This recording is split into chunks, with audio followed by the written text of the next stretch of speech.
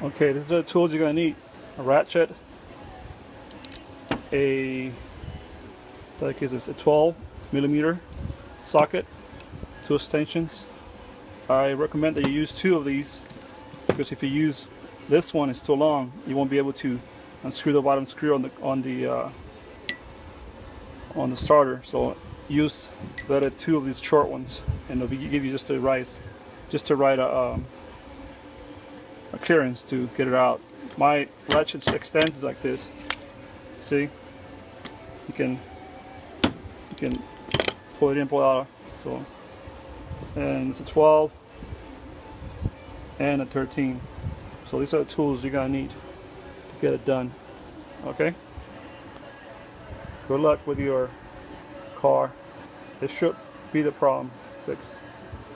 It should be the starter. So